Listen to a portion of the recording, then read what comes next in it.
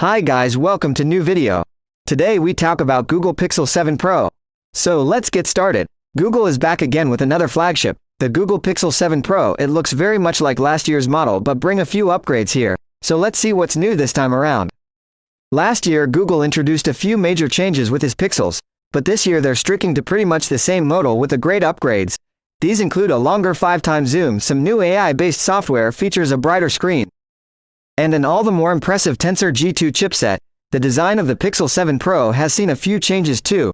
The back panel is again from Gorilla Glass Victus, but it's one uniform color rather than two-tone. The signature glass camera bump for an aluminum band, which again stretches across the back side. It's all one piece with the frame. Like the past model, you get IP68 limit protection against dust and water, depth of 1.5 meters. On the front of the Pixel 7 Pro is a 6.7-inch LTPO OLED display with a high 1440p resolution and a quick 120Hz refresh rate.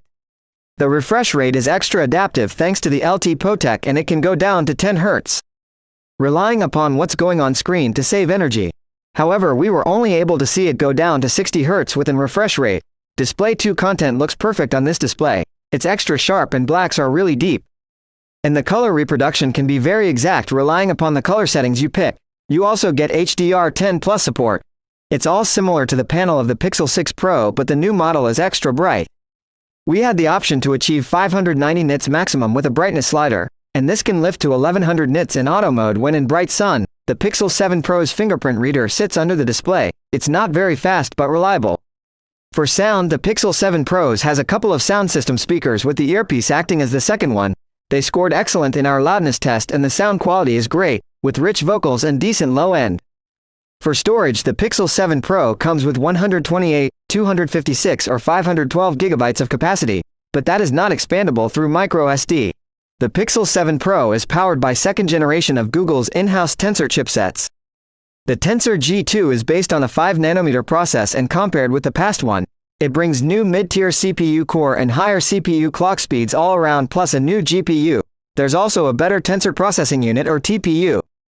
The Pixel 7 Pro really falls way behind other current flagships, which are mostly running on the top Qualcomm silicon. But, on the other hand, the Pixel 7 Pros feel smooth and smart. We didn't run into any issues even when playing heavy games. One of the large selling points of the Pixel phones is the clean Android experience without heavy customizations and overlays. The Pixel 7 Pros comes with Android 13 out of the box. The Pixel phones always get strong software support. Google promises at least 3 years of major Android updates. The Pixel 7 Pro has a large 5000 mAh battery, but battery duration here is nothing extraordinary. The phone had the option to score endurance rating of only 83 hours in our exclusive tests.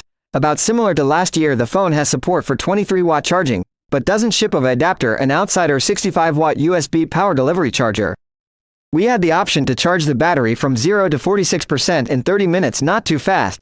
There is support for wireless charging and reverse wireless charging as well. Let's talk about the cameras. The Pixel 7 Pro has a similar 50-megapixel main camera. This last year with OIS paired with a 12-megapixel ultra-wide camera with self-adjust, and a 48-megapixel 5x telephoto.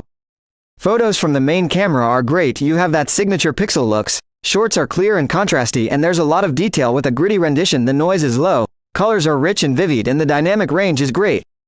You can also take portraits photos. Portrait shots are perfect with well-detailed subjects and proficient separation. The ultra-wide camera's photos aren't exactly like the main ones when it comes to colors and rendition. This year you can utilize it to take close-up shots. These are great with nice detail, low noise, great dynamic range and punchy colors. Photos from the 5x telephoto are sharper than the ultra-wides on many competing flagships.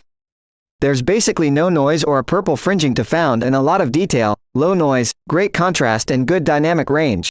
Selfies are taken with a 10.8-megapixel front camera and you get both a cropped and a wide field of view.